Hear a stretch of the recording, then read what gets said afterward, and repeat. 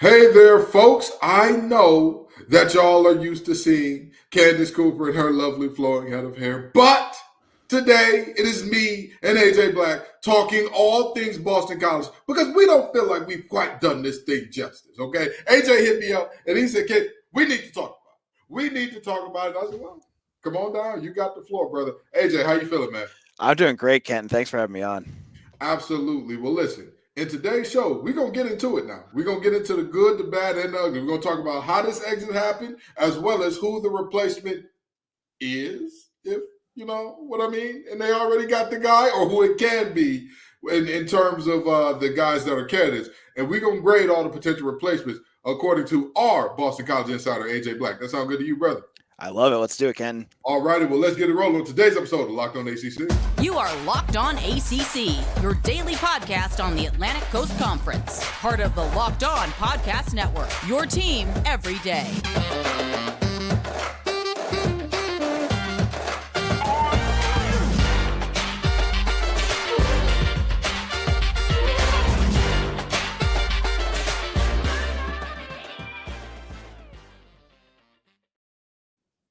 What's up, everybody? I've got to tell y'all that today's episode is brought to you by FanDuel. New customers, join today and you'll get $200 in bonus bets if your first bet of $5 or more wins. Visit FanDuel.com/LockedOn to get started. AJ, my brother from another mother, how are you, man? It's been a while, Kenton, since I've talked to you, and Yeah. It's a pleasure to be back on. You're one of the hosts that I look forward to talking to the most. Now, listen. Some people would say, "I wish it was under better circumstances." Right? Right. Some people say that. Me personally, you know how I feel about Hafley. You know that I've been a Hafley truther for a while. I've been a guy screaming, "Are people upset about 12 and 22 leaving? Baby, that's the trash taking itself out. That's the nurse." But I'm here to be fair. I'm here to give Boston College positive love and all the positive feelings. And in order to get into that, I need to know, because like I said, you're the Boston College insider. Tell us how this thing went in terms of the actual exit and all the things that led up to it, as far as you know. So, the Boston College season kind of fell apart in the month of November. You saw the Eagles. They got smoked by Virginia Tech. They got smoked by Miami. They lost to a terrible Pitt team that they had no business losing to. And there was a ton of pressure. And as the person covering, I was like, man, this is the perfect time to let Hafley go because it's not working. This is a year you have a very, very good quarterback. Thomas Castellanos can just win games by himself. And you're coaching yourself, to lose to terrible teams and to not be competitive in a lot of the other ones. So I heard, I think what ended up happening, the hot seat was happening, but BC's a cheap school. They didn't want to pay his buyout to get rid of him. Right. So he was going to get another year. Now, Hafley, if you ever talk to him, his big love is the NFL. He loves the NFL. He loves coaching. He had it was so funny. The morning of the day that he left, he dropped a podcast with Adam Brenneman, who was tight end for Penn State and Arizona State. And in that, he was glowing about how great of a life it is to be an NFL coach and how you don't have to do all the recruiting and NIL and boosters and all that stuff. And I was like, oh, interesting. And I knew he's thought that before, but the fact that he was gone like 12 hours after that podcast dropped was pretty crazy. It caught everyone off guard, obviously, because you would have to think that Blake James, the BC AD, would have loved to have had his first choices. And many of them I watched leave to other schools back in November. Guys like Bob Chesney of Holy Cross, who is a local guy that I think a lot of fans wanted, or Manny Diaz, who ended up at Duke. These were all names that had been bantered around and they were gone. And now Hafley just basically up and left and kind of screwed the school. Yeah. And to me, the worst part about this is the timing of it all, because it really doesn't. It's kind of a terrible thing in terms of a lot like how players, or not players, when coaches leave at this time, to take another job or whatever the case may be, you're left in a situation where coaches retire immediately after signing day. And it's like, oh, yeah, well, I told you that I was going to make you a better man, but I meant in a special analyst to the head coach role because I ain't going to be here, in the words of the great Magic Johnson. Right. So, it really is an unfortunate situation where, like you said, Blake got stuck, but also about 100 kids, right? 100 young men got stuck in a situation where, we can talk about this. And here's the thing. Even if Castellanos knew, even if Thomas Castellanos knew, and you and I both know this, that brother's a star. Every time I watch him play, he has primetime TV written all over. I can tell you this right now. I played against Andre Williams and that, 6'7" offensive lineman as your base package group. I saw A.J. Dillon and those thighs that are, just as big as a lot of people's torsos. I saw it in real life. I was there, live in the flesh. And I can tell you, this is the first time in quite some time, including Zay Flowers, no disrespect to the young man, that they had a guy that was, hey, he's so primetime TV, when BC's on offense, I can't leave. I can't go to the bathroom. I can't do nothing. And so do you think that Thomas Castellanos' decision to stay was a situation where it was, hey, I'm sticking here because there was nothing else out there? Or was that like he's a BC guy through and through, and there was no way that he was, gonna leave here? Or does it really not matter at this point anyway? Because it is what it is, and he's here. I think he's a BC guy. And I'm not sure what his relationship was like with Hafley. And I'd love to get to the bottom of this, and no one, I'd have to dig to find out. Clearly, the offensive coordinator and Hafley disagreed on who should have started at the beginning of the season between Castellanos and Emmett Moorhead. One of them wanted one and one wanted the other, and they screwed that whole first game up because neither of them got the message clear. Castellanos, everywhere you go, anywhere at BC, he's there. He's everywhere on campus, at basketball games, at women's basketball games, hockey. You see him. He was at the Bean Pot for hockey last week. Like, he's BC. And so I think that, again, that's going to make fans gravitate more towards him because he's their guy, right? Like, he's embraced being an Eagle, and fans are going to love him for it. So, he's got his NIL deal here at BC, and I've heard it's pretty good, so that's good. He's getting taken care of. And I Kenton, we were talking before. I wasn't all that thrilled with the way any of the coaching was done at BC, offense and defensively. Right. I feel that. I feel like he's going to be waiting to see, like, whatever I'm going to get is going to be better than what I just had. Yeah. And like I said, again, on this show, we don't do fluff pieces or hit pieces. Right. I never thought highly of Hafley. I never, and so whoever comes in, 9 times out of 10, you're not going to hear a complaint out of me because, to be honest, I don't, like, I struggle to find things. Like, if somebody told me, hey, can say 3 nice things about Jeff Hafley, I'd struggle to find it outside of, he's a really good motivator, it seems like. Like, he gives he knows what to say, how to say it to the media to make you feel like he's a great motivator. And he has a wonderful head of hair, and I'm struggling for the third. He kept the team together. I think that's a big piece. He, he was able to, like, navigate some things to keep Zay from hitting the NIL portal, things like that. And I know the players all liked him, but you're right. Like, this is a guy, and again, the fact that I don't know what Green Bay's doing, honestly. You look at BC's defense last year. They were 130th in the country in sacks. They hired Jeff Hafley, but they also just hired his defensive line coach, Vince Ogabase, who was in charge of that group. So I don't know. I don't understand why you would want.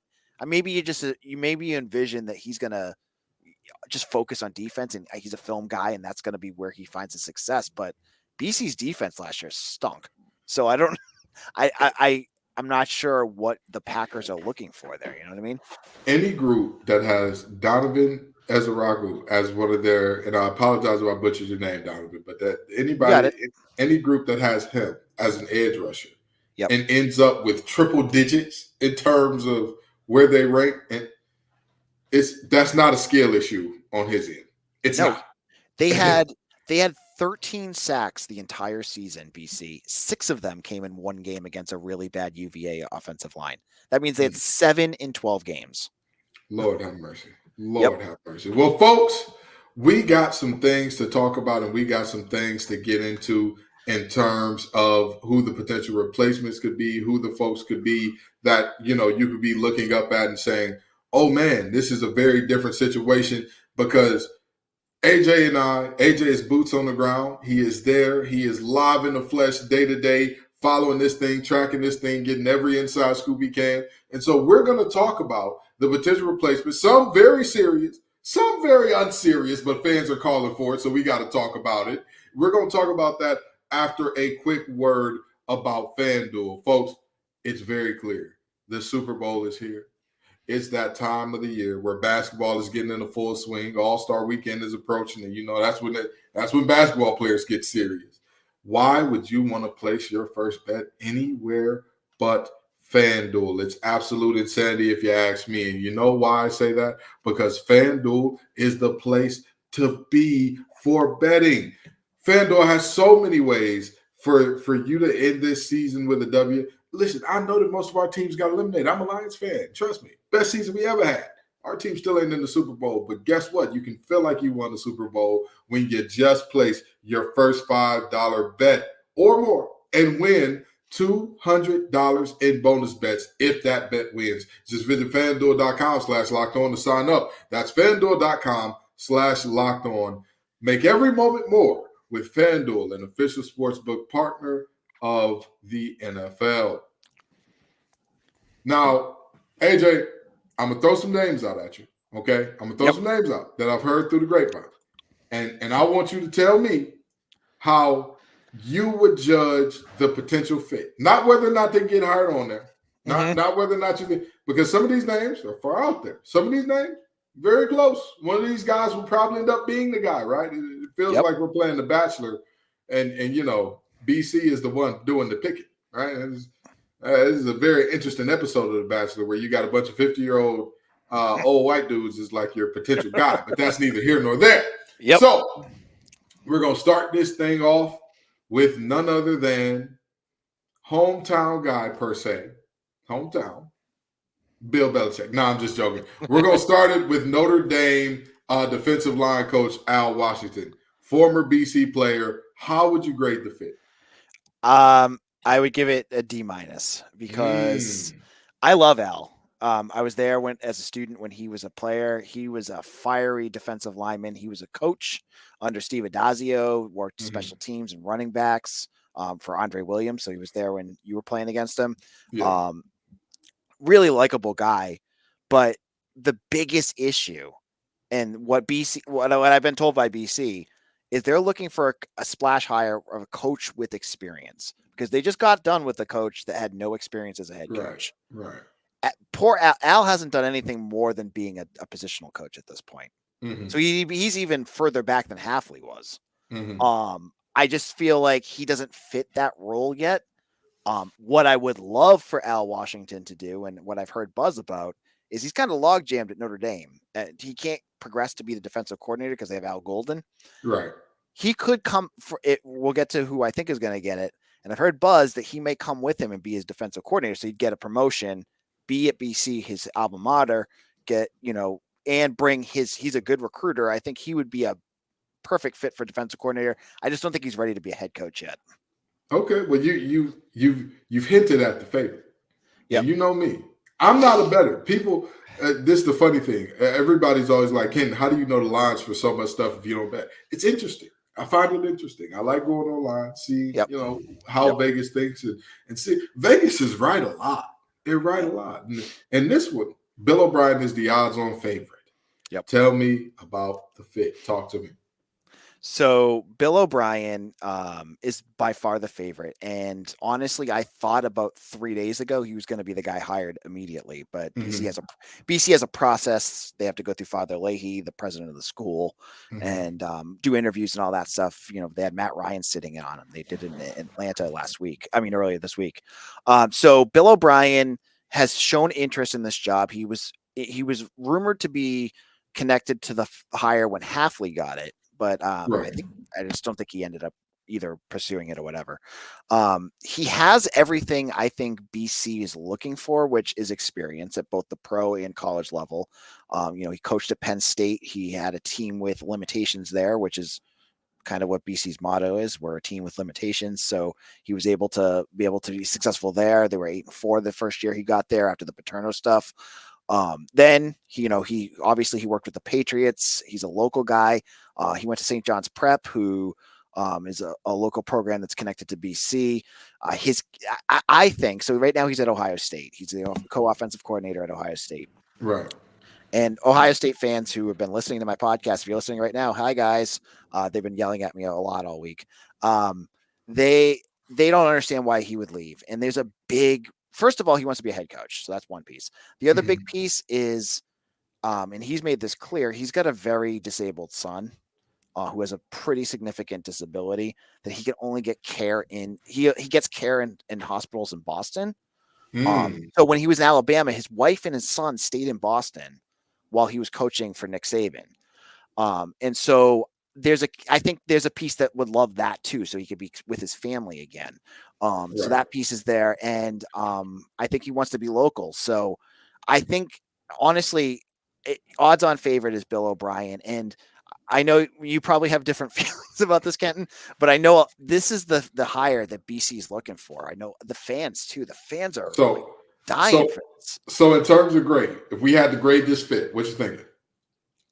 Do you want me to tell you what I have saved for the podcast name for this if they hire him? I believe I talked to Zach Blackerby about this, and I said the title of my episode is going to be, "This is the biggest hire Boston College has made in football history." Because they have, they get like the coordinators, or with Hafley was a coordinator, and then Adazio was a crappy MAC coach, and you get all these like kind of like retreads or guys that are just building their way up. He's an established guy that's won. Right. I know Houston had some issues there too, but I feel like he would fit what BC's doing, and he would get donors to donate because I think the local folks want to. He'd get fans back into the seats, and I honestly believe he would be hopefully he would be a pretty good recruiter, or bring a staff with him that could recruit for him. That's fair. That's fair. Folks know my feelings about Bill O'Brien. I don't feel the need to talk about it anymore. I will say this. In terms of a coaching talent, in terms of how's he doing getting the best out of his players, making his players better and all that, I don't see it. I've never seen it with him, but that is what it is. We're going to move right on down the list here, because so that's your A plus slam dunk. Yep. This is not us saying that AJ Black is saying Bill O'Brien will take this program to new heights. We're not saying that. He's saying in terms of fit for the hire right now, because let's just be honest, Boston College is left in a situation where they got to make a chicken sandwich out of chicken scratch because of the way that Hafley left and when he left, right? Yep. This is the end of the season where you either fire a coach or coaches, because somebody got fired, and then you go get their job, and then the coaching carousel stopped. The State Fair packed up the stuff, the rides are gone, and they're like, oh, well, let's still play bumper cars. Well, who's here? That's what's going on there. So I get it. I understand it. Let me ask you this. Chip Kelly. Okay.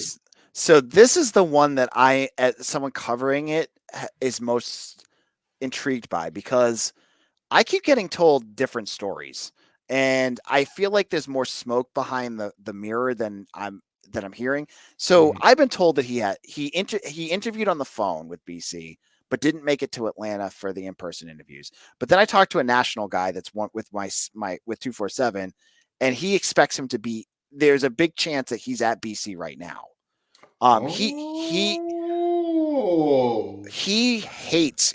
I mean, if anyone's followed, his issue with UCLA is legendary right now, and he hates. And our former ADs over there, Martin Jarman, he wants to get the heck out of LA right now. And it looks to me, if I was a betting man, like if I was on FanDuel and I could bet, it looks like more to me that he wants to go towards being a pro OC. Like, I think he was with the Raiders, they interviewed, and I heard him linked with the Commanders and the Seahawks. You have him interviewed and all that.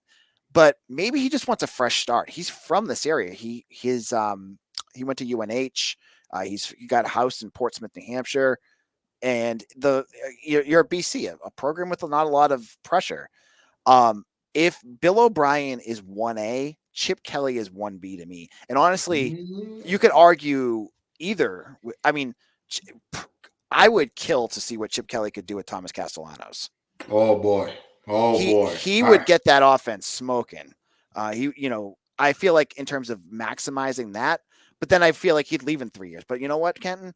Who cares? If it's a good three, you know, right. The question, the age-old question, would you rather have a mediocre 6 or a really good 3? You know what I mean? I would, yeah. We had Jeff Jagosinski those years, and he was there for 2 or 3 years, and no one can shut up about it. And if Chip wants to come here and win 9 games, 10 games for a couple of years, then head off to the NFL or something else and get the program back up out of the scraps. So the thing that I'm thinking too is the money. The money is a big piece. Right. Of course. The big thing that I've heard, Hafley had a pretty sizable buyout too. Mm-hmm. Green Bay had to pay something. So they have money to throw to buy out somebody else. If I have to wonder, and again, I don't know how it works. Chip has been really nasty with UCLA. I'm wondering how much they want to get rid of him. Right. Maybe they'll knock that number down to a number that BC can take the Hafley money, pay him that, and then get themselves a coach that's been to a national championship. Absolutely. Could be crazy, but weirder things have happened. It's only crazy when it doesn't work. Right. Okay. That's the reality there. It's only crazy if he doesn't end up with the job and you end up botching this thing and you end up having to pay Bill O'Brien extra or something crazy like that. I'm just saying. That one I like. That one, you got me? My eyebrow raised a little bit. I did a little bit of Dwayne Johnson. Hold on now. Okay. Let's talk about one more, and then we're going to talk about the ACC as a whole with what we're seeing out of certain teams here. Jeff Monken of Army. Talk to me. So this is a coach that has done a lot with a little. Army, before he took over, was getting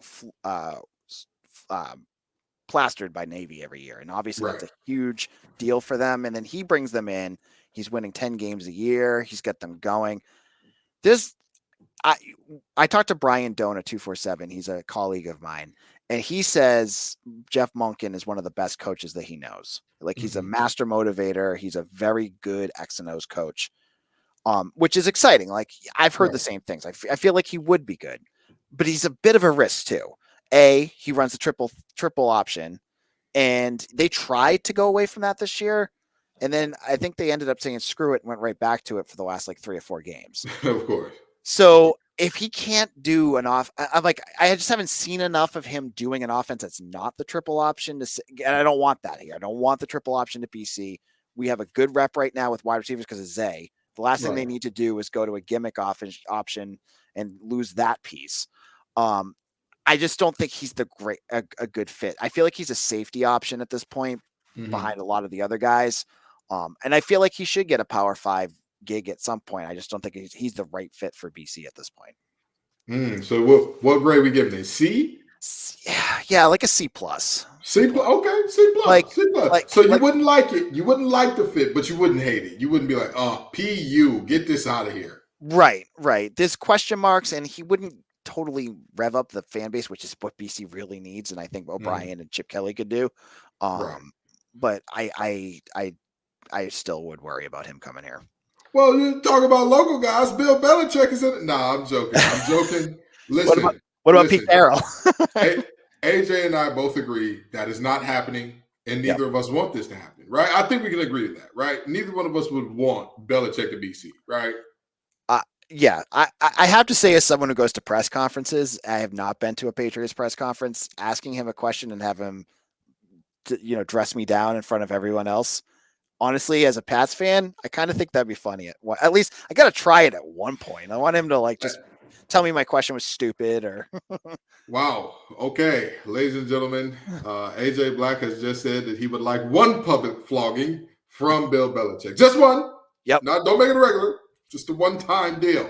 But in all seriousness, we have got to talk about the ACC because you talk about leaving some folks high and dry. Well, guess what? That is exactly what the Noles are attempting to do. But they're also claiming that they were left high and dry first. So we're going to get into all that and more after a quick word from our sponsors. Folks, this thing is very clear. It's very obvious. It's not much to think about. It's not much to do in terms of if you are looking for last minute tickets, there is nowhere for you to go but the Game Time app. I want to make this very clear to everyone. There is no better app for so many reasons. Game Time is fast and easy, and it may be called Game Time, but it doesn't just do sports. You talk music, you talk comedy, you talk theater events. It doesn't matter. Game Time will get it done. And right now, all users get $100 off when they buy a big game ticket with the code Vegas100. With killer last minute deals, all in prices, views from your seat, literal views from your exact seat of where you would be at, and their price guarantee, Game Time takes the guesswork out of buying tickets. Trust me, the last minute tickets, flash deals, zone deals, all that good stuff is amazing. The lowest price guarantee, event cancellation protection, job loss protection, all that is great. But to me, the one that seals it is the view from the seat. Because how often do you get to know the exact sightline you're going to have at an event? Not too often, and yet they have it on Game Time. So take the guesswork out of buying tickets with Game Time. Right now, all game users get $100 off a big game ticket with code Vegas100. Terms apply. Just download the Game Time app and use the code VEGAS100 for $100 off a big game ticket. Or if you're not going to the game, use code LockedOn for $20 off your first purchase, regardless of what it's for. Download the Game Time app today. Last minute tickets, lowest prices guaranteed. All right, AJ, we're about to land this thing. But before we do, talk to me, man. Florida State, very similar color scheme to Boston College. Very similar. Mm-hmm. Very similar. Florida State they want out. They're leaving. And the thing that I've talked about and that I've heard from everybody is that this thing is not going to last till 2036 as it's currently constructed, one way or the other, right? Florida State is if they got to go get some venture capital or money from who knows where or what sources it's coming from, that's not going to last, right? And so with that in mind, do you believe, hey, it's been a great run, but ladies and gentlemen, we're Pac-12 East at this point. It's over. Or are you looking at this thing and saying, hey, the Big 12 lost Texas and Oklahoma. Those are the two heavy hitters that carried that conference on their back for years, and they're just fine. We'll end up just like that. What are you seeing? It's interesting because it does look like the end of the ACC coming up. Like you see UNC kind of poking around, and Clemson has obviously voiced their concerns about the future of the conference and all that stuff. Mm-hmm. There's a lot of moving parts that I feel like could also come into play that will change the way that this conference works or create something completely new out of the ashes, like a phoenix. Right. And I think the big thing that I keep watching is these media deals, like the SEC and the Big Ten. They've got these crazy huge media deals, but you hear more and more that ESPN's cutting and they're not putting, they don't want more SEC because they can't afford it and all this stuff. Of course. The bubble's going to burst at some point. I don't feel like it can continue to inflate the way it is. So the money's going to stop. And so what are you going to get? You could end up with like superpowers, right? Like Florida State and Clemson could go run off and play Georgia and Bama and have this great conference that plays kind of their own game and whatever. And then you could have some of these schools that are part of the SEC, the Big 10, the Big 12 that don't find themselves in that end up maybe going to like an ACC, right? Like you see schools like Rutgers and Maryland and Indiana and Illinois, Vanderbilt. That's so interesting because that's the exact opposite direction of what I'm thinking in terms of, I think that we're headed towards a singularity where everybody kind of flows into one thing where football is separate. But you believe, and this is the first time I've heard this, so I'm very intrigued by this. You believe that this is heading towards, there's going to be a subset of the really big boys Yep. And then there's going to be like this mid-level of like, you talk about like you said, the Indiana, the Rutgers, and not to disrespect anybody's universities, the NC States and the Boston Colleges potentially Totally. in that same group, right? Yep. You got that kind of deal going. So tell me more. I want you to finish that thought. So then I think as you were saying, like it would be more split away from, I think football will split away from itself. Like it's its own cash cow in itself. So they're going to have their own deal. Mm-hmm. And then I think basketball will end up being regionalized, right? Right. Makes a lot of sense. I would love to see BC play UConn and Georgetown and all the old Big East schools that we used to play. And I'm sure a lot of the people in the Tobacco Belt would love to see the schools down there play each other more. Of course. And it makes more sense money-wise and travel. It's not going to cost as much. So I think football, you're going to get these, they'll probably figure out a way to get the college football playoffs to probably give those two mega conferences more spots. But then maybe it's a combination of the ACC and, it's ACC and Big 12, and you get the East and West, right? Mm-hmm. And then they get a few spots. And that's how they get they kind of figure that out. College football is so weird because the tribalism around your conference and like the almost like death wish that they have for other conferences and teams is odd. Like, why do you care if like people are like actively rooting for programs to fall apart and fail? Yeah. I don't understand that at all, because there's money like it should all shake out that like Florida State and Clemson and all these bigger schools get a lion's share, but there should be enough money for, people around the world love NC State and BC and smaller schools like, App State and whatever, that they should be getting their money too. You shouldn't be wishing that they fall apart and that these football programs end. But there's people out there that are like sick with that. And it's like, I don't know, man. I think that's what's going to end up happening, so that there's going to be enough content out there for football on different platforms and everything. But there's going to be, Florida State will end up probably leaving, and Clemson and maybe like a UNC or a UVA. And then the other schools they'll figure something out. I feel like it's not going to be this like, it's going to change because everything changes. Right. But I don't think it'll be as catastrophic to many schools as some people think it will be. I'll tell you this much. A lot of people keep talking about, hey, there will be if Florida State leaves, if they agree to a settlement, pay a few $100 million and leave, that opens the door for everybody else. And all I say is, opens the door for what exactly? It's like those articles where it's like how we saved money, and how we saved money, bought a home and a yacht off, just living at home for a few months. And then it's like, let's do a little digging into that article. Oh, yeah, their parents gave them a $200,000 down payment. Oh, yeah, They worked at their dad's firm. This is not what the average person can do. If Florida State can generate $200 million, with all due respect, where is Wake Forest going to get $200 million from? Right. Where is Louisville going to get $200 million from? Where is Miami going to get $200 million from? I know that everybody likes to think, hey, my school is the best, and anything they can do, we can do better. The real world doesn't work like that, Fred. Some teams have deeper pockets. Some teams have people who are willing to leverage and risk more. And I'll also tell you this, depending on the terms of whatever settlement may shake out, you wouldn't want to be those teams. Imagine if you leave and end up like Maryland, for example, where even now they're still feeling the effects of leaving the ACC early and having to pay buyouts and not have their rights for years. Mm-hmm. Is that really an ideal situation that half of these schools can just stomach in the name of, we're all, and mind you, after they do that, they still have to find a home, right? You still, the SEC,